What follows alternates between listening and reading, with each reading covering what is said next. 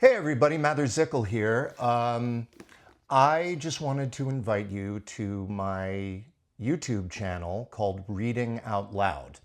This was a project I started a couple of years ago, back during the pandemic and the lockdown, when I started reading some short pieces on YouTube and posting them, and short stories and articles and stuff like that. And some of them got a nice response. So I thought I'd return to it. This time I'm going to go for a longer form, and I'm going to do a reading of Homer's The Odyssey. Yes, it's the summer of Odyssey. People may be sick of the Odyssey at this point. They've seen the film. They're going to see the film. They're sick of talking about it. They have opinions about it. However, I thought it would be an interesting time to read it. And I made a choice that I wanted to get a version of the Odyssey that was written in verse, because a lot of us know the story. We know the episodes of the Odyssey and the Cyclops and the Sirens and Scylla and Charybdis and all that. I wanted to get a verse version because it's a poem and it was meant to be spoken. It's from an oral tradition. Certainly Homer never wrote it down.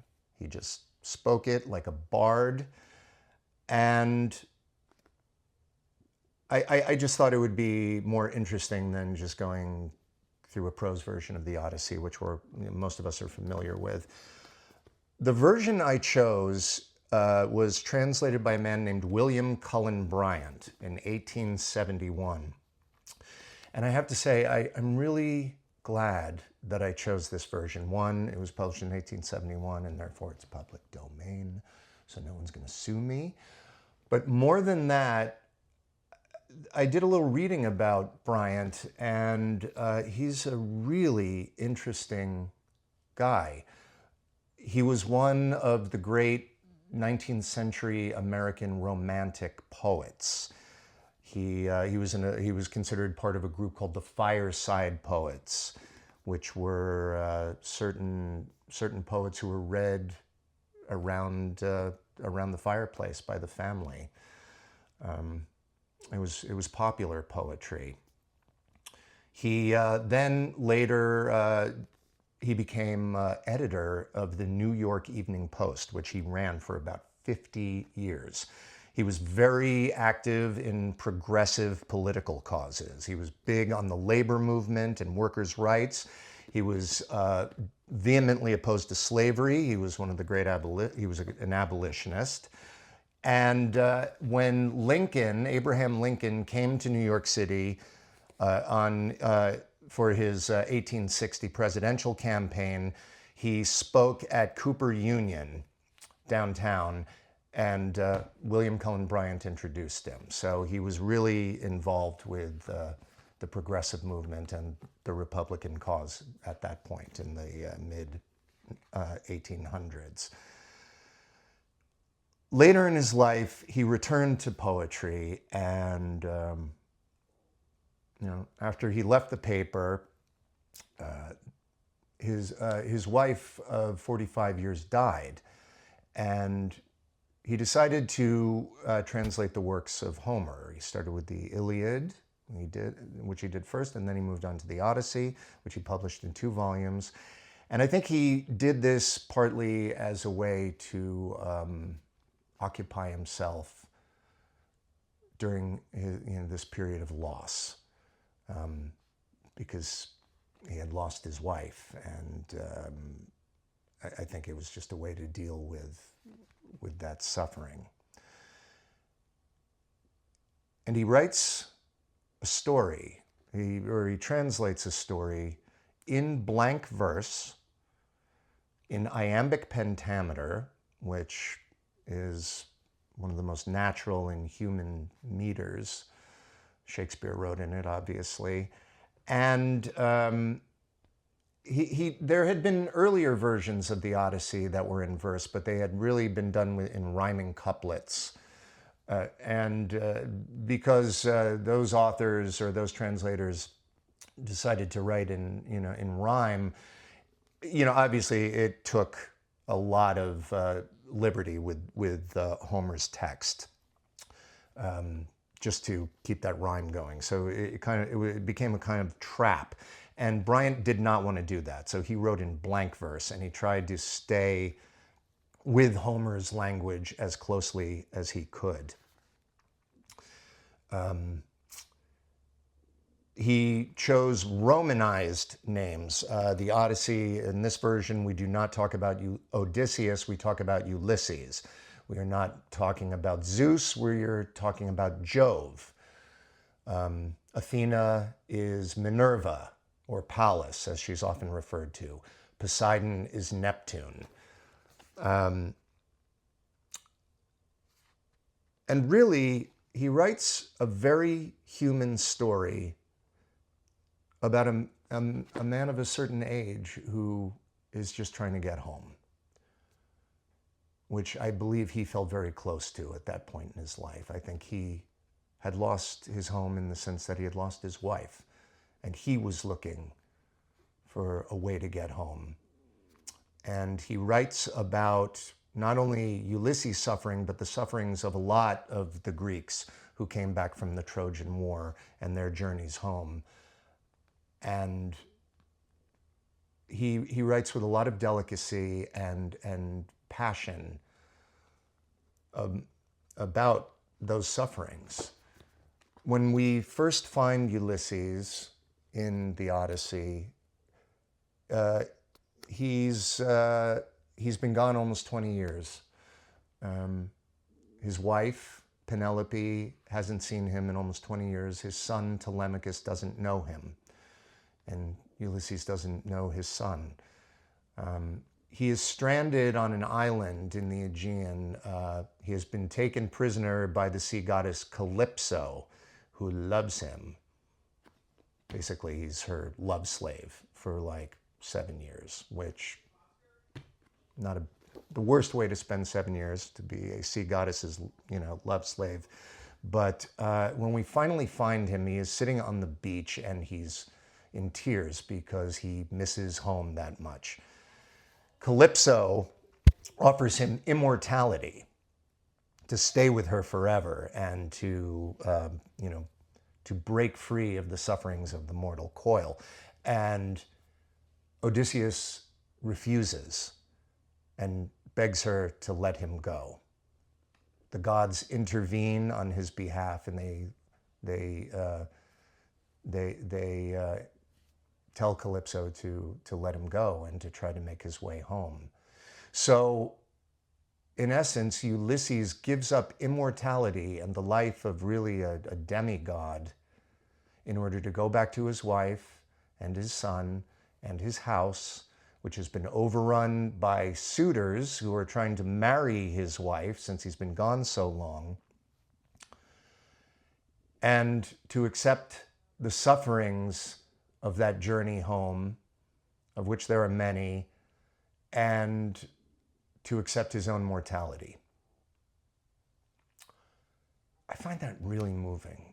I've never quite heard the Odyssey put in those terms, but this is what Bryant wanted to emphasize in his poem. At the end of this, I just want to read this one thing at the end of the book, this afterword about Bryant. Homer knew, and Bryant learned in the hardest school, the truth the poem never states but everywhere reveals, that home is not a place we come from. It is the thing we spend our lives returning to. I mean, that's beautiful. So I'm really excited I got this. Just a side note. Bryant Park in Manhattan, next to the main branch of the New York Public Library, is named in William Cullen Bryant's honor. And there is a statue of him there if you want to visit him, if you're in Midtown Manhattan at some point. So I'm just going to dive in and start reading this. This is a cold read, by the way, so bear with me. I'm going to mess up some lines, some meter, sometimes the sense. You know, there's a lot of Greek names that I'm probably going to mess up, but hopefully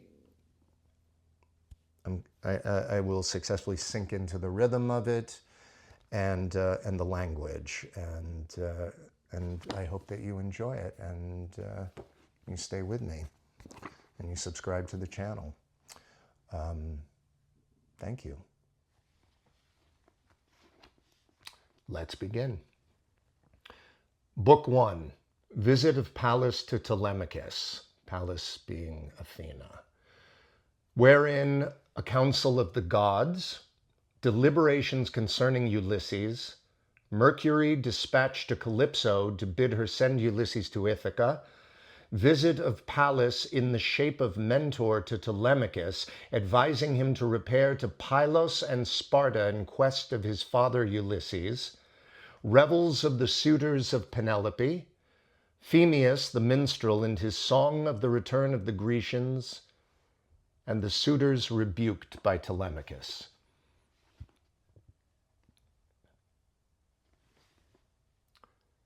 Tell me, O Muse, of that sagacious man who, having overthrown the sacred town of Ilium, wandered far and visited the capitals of many nations, learned the customs of their dwellers, and endured great suffering on the deep.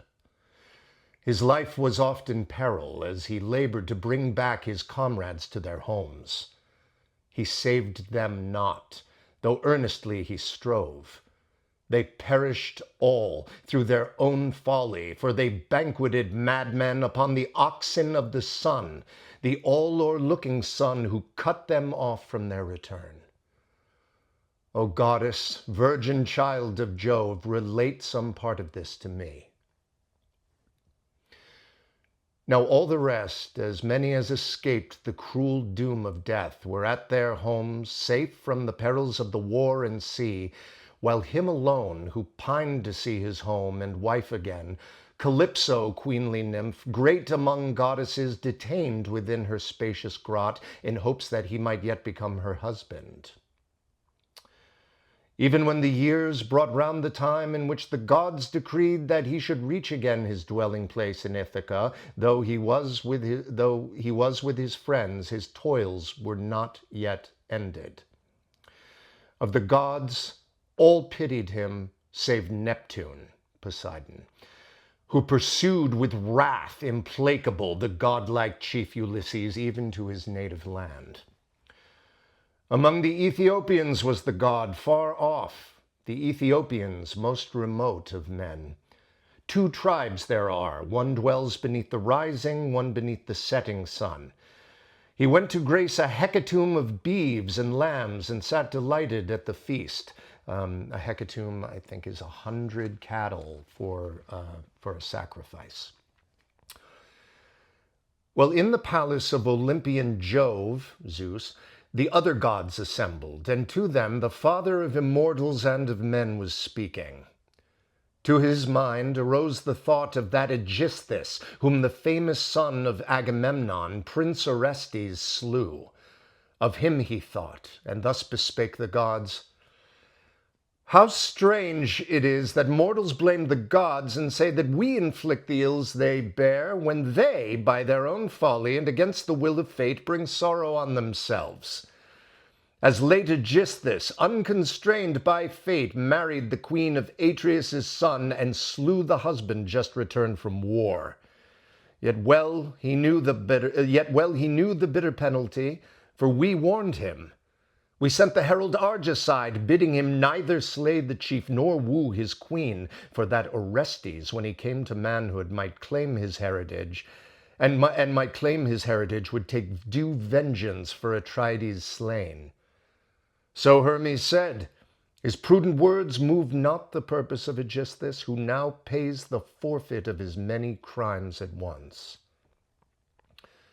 Pallas, Athena, the blue-eyed goddess, thus replied, "O father, son of Saturn, king of kings, well he deserved his death. So perish all guilty of deeds like his. But I am grieved for sage Ulysses, that most wretched man, so long detained, repining, and afar from those he loves, upon a distant isle girt by the waters of the central deep. A forest isle, where dwells a deity, the daughter of wise Atlas, him who knows the ocean to its utmost depths, and holds upright the lofty columns which divide the heaven from earth. The daughter there detains the unhappy chieftain, and with flattering words would win him to forget his Ithaca. Meanwhile, impatient to behold the smokes that rise from hearths in his own land, he pines and willingly would die. Is not thy heart, Olympics, touched by this? And did he not pay grateful sacrifice to thee beside the Argive fleet in the broad realm of Troy? Why then, O Jove, art thou so wroth with him? Then answered cloud-compelling Jove, my child, what words have passed thy lips? Can I forget god-like Ulysses, who in gifts of mind excels all other men, and who has brought large offerings to the gods that dwell in heaven? Yet he who holds the earth in his embrace, Neptune, pursues him with perpetual hate because of Polypheme, the Cyclops, strong beyond all others of his giant race, whose eye Ulysses had put out. The nymph Thusa brought him forth, a daughter she of Phorcys, ruling in the barren deep, and in the covert of o'erhanging rocks she met with Neptune. For this cause the god who shakes the shores, although he slay him not, sends forth Ulysses wandering far away from his own country. Let us now consult together and provide for his return, and Neptune will lay by his wrath, for vain it were for one like him to strive alone against the might of all the immortal gods. And then the blue-eyed Pallas spake again, O Father, son of Saturn, king of kings, if such the pleasure of the blessed gods, that now the wise Ulysses shall return to his own land, let us at once dispatch Hermes, the Argicide, our messenger, down to Ogygia, to the bright-haired nymph, and make our steadfast purpose known to bring the sufferer Ulysses to his home. And I will haste to Ithaca, and move his son with that resolute heart And I will haste to Ithaca and move his son, that with a resolute heart he call the long-haired Greeks together, and forbid the excesses of the suitor train, who slay his flocks and slow-paced beeves with crooked horns. To Sparta I will send him, and the sands of Pylos, to inquire for the return of his dear father. So a glorious fame shall gather round him in the eyes of men. She spake, and fastened underneath her feet the fair ambrosial golden sandals, worn to bear her over the ocean like the wind, and o'er the boundless land. In hand she took, well tipped with trenchant brass, the mighty spear, heavy and huge and strong, with which she bears whole phalanxes of heroes to the earth, when she, the daughter of a mighty sire, is angered. From the Olympian heights she plunged, and stood among the men of Ithaca, just at the porch and threshold of their chief Ulysses. In her hand she bore the spear, and seemed the stranger Mentes, he who led the Taphians. There before the gate she found the haughty suitors. She's in disguise as an old man, Mentes. There before the gate she found the haughty suitors. Some beguiled the time with draughts, while sitting on the hides of beeves which they had slaughtered. Heralds were with them, and busy menials, some who in the bowls tempered the wine with water, some who cleansed the tables with light sponges, and who set the banquet forth and carved the meats for all. Telemachus, the godlike, was the first to see the goddess as he sat among the crowd of suitors, sad at heart, and thought of his illustrious father, who might come and scatter those who filled his palace halls, and win new honor, and regain the rule over his own. As thus he sat and mused among the suitors, He beheld where stood Pallas, and forth he sprang. He could not bear to keep a stranger waiting at his door. He came, and taking her right hand, received the brazen spear, and spake these winged words. Hail, stranger! Thou art truly welcome here. First come and share our feast, and be refreshed. Then say what thou requirest at our hands. Always, there's a law of hospitality in ancient Greece, which they called Zeus's law. One can never refuse a stranger if they come to your door. He spake and led the way, and in his steps Pallas Athena followed. Entering then the lofty halls, he set the spear upright by a tall column in the armory with polished walls where rested many a lance of the large-souled Ulysses. Then he placed his guest upon a throne, o'er which he spread a covering many-hued and beautiful, and gave her feet a footstool. Near to her he drew his parti-colored seat, aloof from where the suitors sat, so that his guest might not, amid those haughty revelers, be wearied with the tumult and enjoy his meal the less, and that himself might ask news of his absent father. In a bowl of silver, from a shapely ewer of gold, a maid poured water for the hands, and set a polished table near them. Then approached a venerable matron, bringing bread and delicacies gathered from the board. And he who served the feast before them placed chargers with various meats and cups of gold, while round the board a herald moved and poured wine for the guests. The haughty suitors now came in and took their places on the thrones and couches. Heralds poured upon their hands the water. Maidens heaped the canisters with bread, and all put forth their hands to share the banquet on the board, while to the brim boys filled the beakers. When the calls of thirst and hunger were appeased, the suitors thought of other things that well become a feast, song and the dance. And then a herald brought a shapely harp, and gave it to the hands of Phemius, who had only by constraint sung to the suitors. On the chords he struck a prelude to his lay, while as he played, Telemachus, that others might not hear, leaned forward, and to the blue-eyed Pallas spake, My friend and guest, wilt thou take no offense at what I say? These revelers enjoy the harp and song, for at no cost of theirs they waste the substance of another man, whose white bones now are mouldering in the rain upon some mainland, or are tossed about by ocean billows. Should they see him once in Ithaca, their prayers would rather rise for swifter feet than richer stores of gold and raiment. But an evil fate is his, and he has perished. Even should we hear from any of the dwellers upon earth that he is near at hand, we could not hope. For him is no return.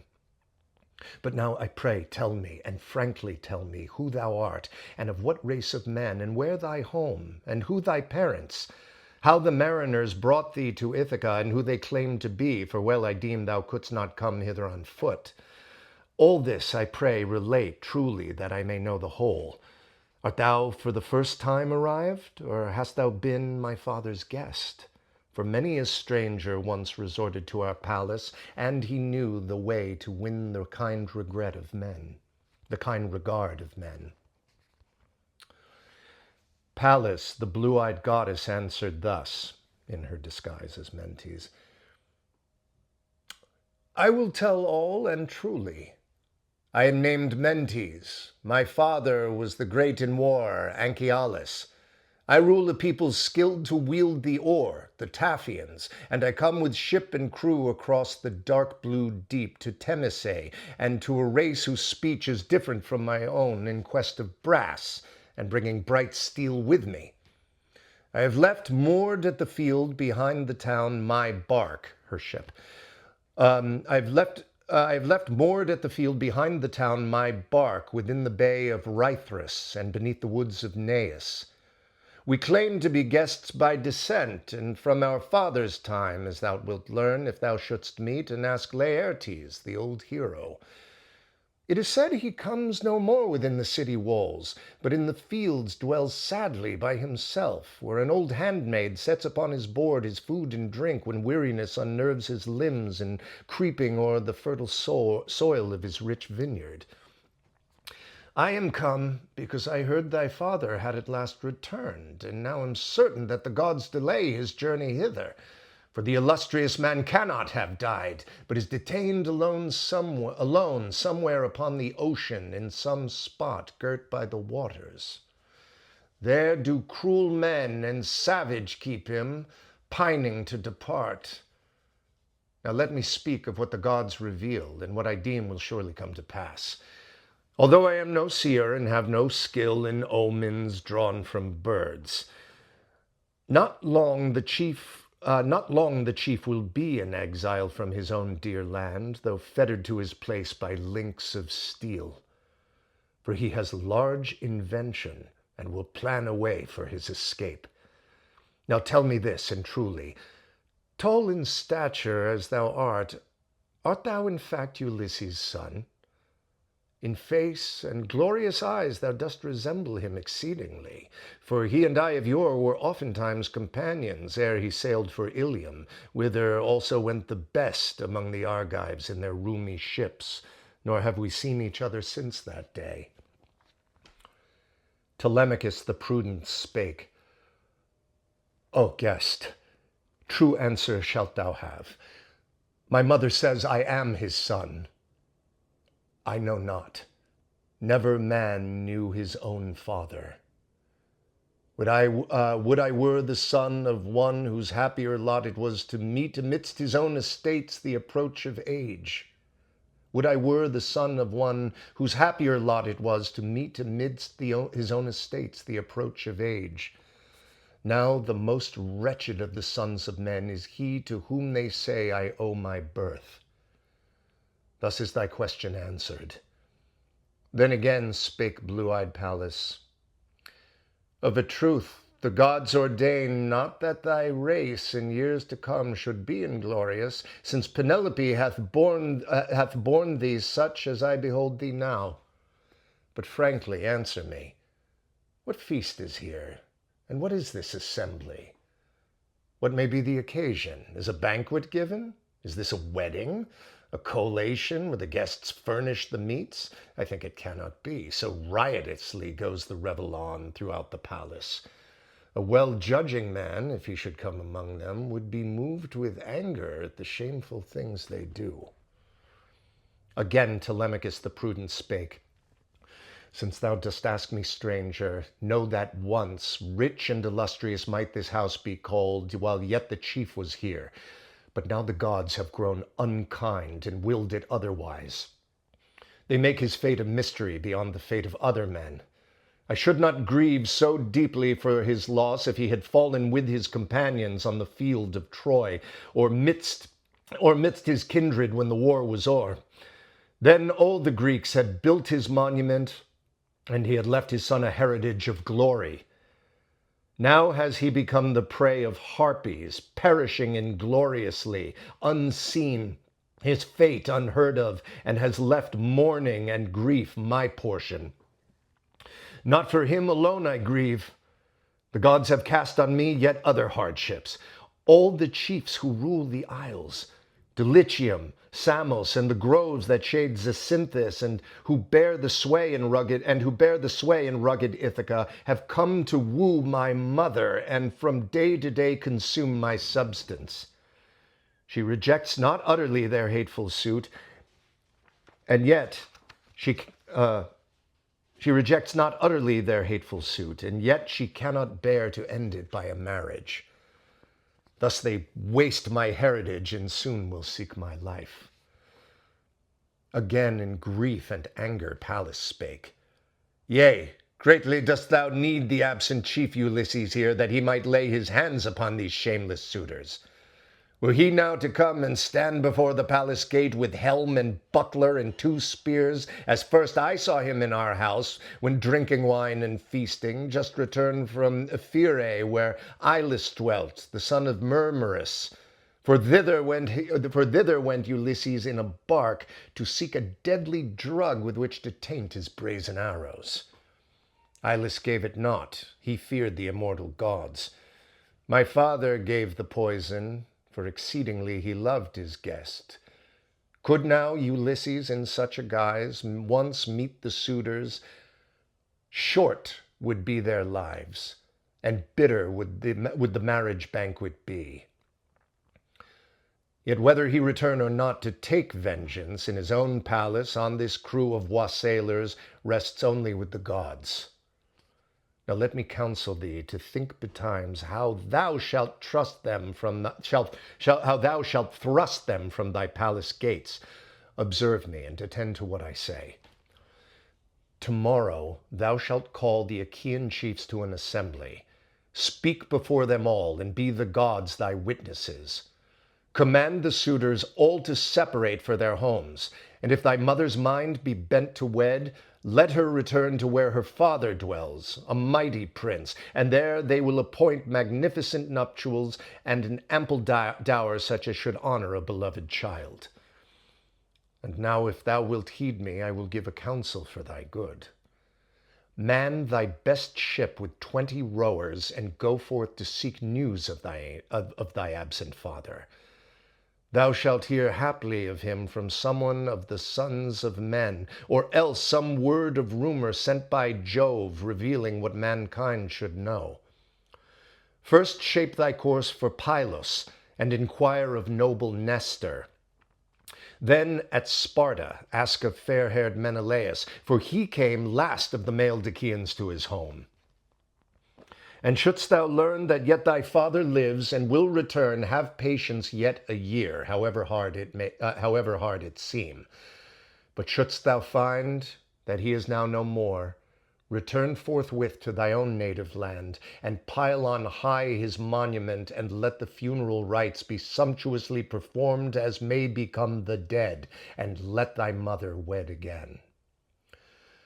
And when all this is fully brought to pass, take counsel with thy spirit and thy heart how to destroy the suitor crew that haunt thy palace, whether by a secret snare or open force. No longer shouldst thou act as if thou wert a boy. Thou hast outgrown the age of childish sports. Hast thou not heard what honor the divine Orestes gained with all men when he slew the murderer, the crafty wretch Aegisthus, by whose hand the illustrious father of Orestes died? And then, my friend, for I perceive that thou art of a manly and a stately growth, be also bold, that men hereafter born may give thee praise. And now must I depart to my good ship, and to my friends who wait, too anxiously perhaps for my return. Act wisely now, and bear my words in mind. The prudent youth Telemachus rejoined, Well, well hast thou spoken, and with kind intent, O stranger, like a father to a son, and ne'er shall I forget what thou hast said. Yet stay, I pray thee, though in haste, and bathe, and be refreshed, and take to thy good ship some gift with thee, such as may please thee well, precious and rare, which thou mayest ever keep in memory of me, a gift like those which friendly hosts bestow upon their guests. Then spake the blue-eyed Pallas, Stay me not, for now would I depart. Whatever gift thy heart may prompt thee to bestow, reserve till I come back, that I may bear it home, and thou shalt take some precious thing in return.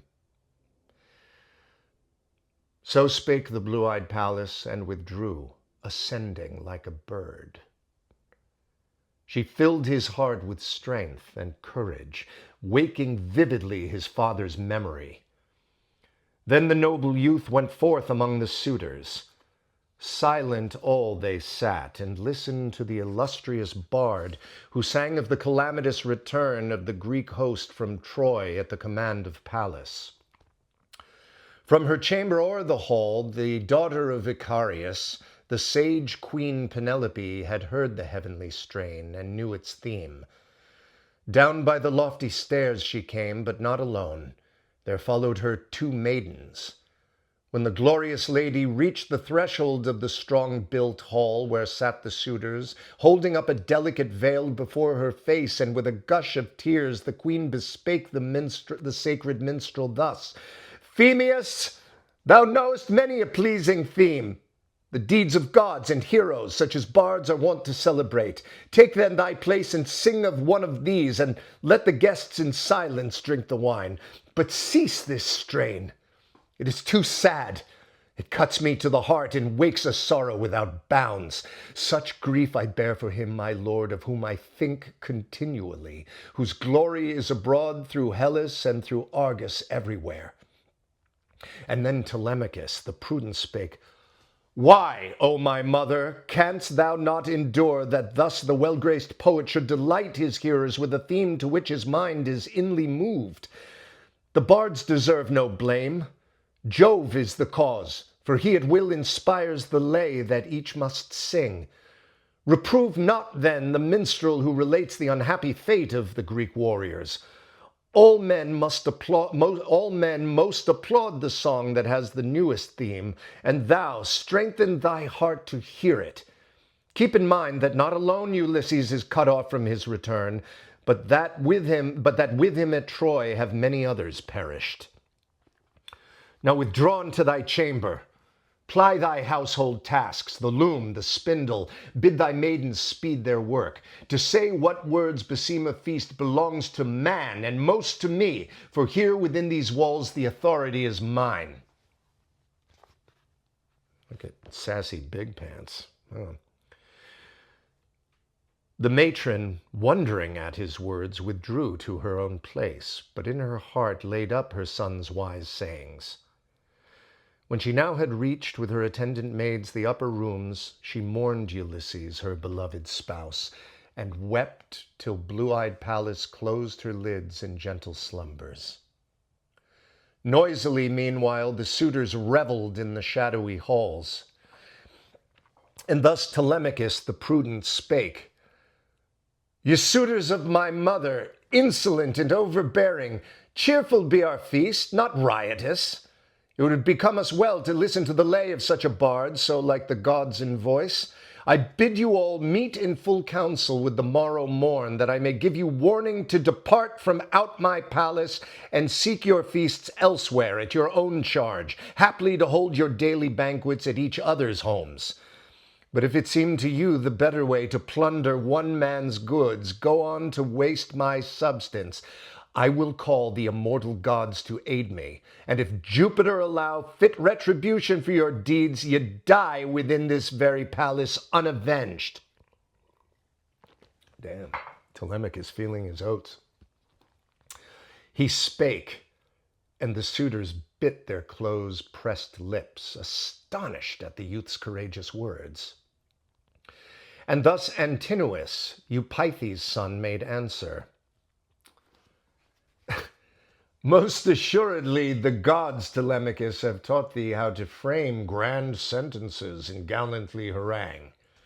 Ne'er may the son of Saturn make thee king o'er the sea-girt Ithaca, whose isle is the inheritance by claim of birth. Telemachus the prudent thus rejoined, Wilt thou be angry at the word I speak, Antinous? I would willingly accept the kingly station if conferred by Jove. Dost thou indeed regard it as the worst of all conditions of mankind? Not so for him who reigns. His house grows opulent, and he the more is honored. Many kings within the bounds of sea-girt Ithaca there are, both young and old. Let any one bear rule, since great Ulysses is no more. But I will be the lord of mine own house, and o'er my servants whom the godlike chief Ulysses brought from war his share of spoil. Eurymachus, the son of Polybus, addressed the youth in turn. Assuredly, what man hereafter of the Achaean race shall bear the rule o'er sea-girt Ithaca rests with the gods. But thou shalt keep thy wealth, and may no son of violence come to make a spoil of thy possessions while men dwell in Ithaca. And now, my friend, I ask, who was thy guest? Whence came he? Of what land claims he to be? Where do his kindred dwell? And where his patrimonial acres lie? With tidings of thy father's near return came he, or to receive a debt? How swift was his departure, waiting not for us to know him. Yet in aspect and in air he seemed to be no man of vulgar note. Telemachus the prudent answered him, My father's coming, O Eurymachus, is to be hoped no more. Nor can I trust tidings from whatsoever part they come, nor pay regard to oracles, although my mother send to bring a soothsayer within the palace, and inquire of him. But this man was my father's guest. He comes from Taphos. Mentes is his name, a son of the brave chief Anchialus. He reigns over the Taphians, men who love the sea. He spake, but in his secret heart he knew the immortal goddess. Then the suitors turned, delighted to the dance and cheerful song, and waited for the evening. On their sports the evening with its shadowy blackness came, and each to his own home withdrew to sleep, while to his lofty chamber in full view, built high in that magnificent palace home, Telemachus went up and sought his couch, intent on many thoughts. The chaste and sage dame Eurycleia by his side went up with lighted torches, she a child of Ops, Pisenor's son. Her in her early bloom Laertes purchased for 100 beeves, and in his palace honored equally with his chaste wife, yet never sought her bed. He would not wrong his queen. 'Twas she who bore the torches with Telemachus. She loved her young lord more than all the other maids, and she had nursed him in his tender years. He opened now the chamber door, and sat upon the couch, put his soft tunic off, and placed it in the prudent matron's hands. She folded it and smoothed it, hung it near to that fair bed, and going quickly forth, pulled at the silver ring to close the door, and drew the thong that moved the fastening bolt. He, lapped in the soft fleeces all night long, thought of the voyage Pallas had ordained. And that brings us to the end of Book 1. Thank you for joining me on Reading Out Loud. I hope you enjoyed it, and if it put you to sleep, pleasant dreams. We'll be back next time with Book 2. Please remember to like and subscribe and comment if you'd like to. And I hope you come back. Thank you.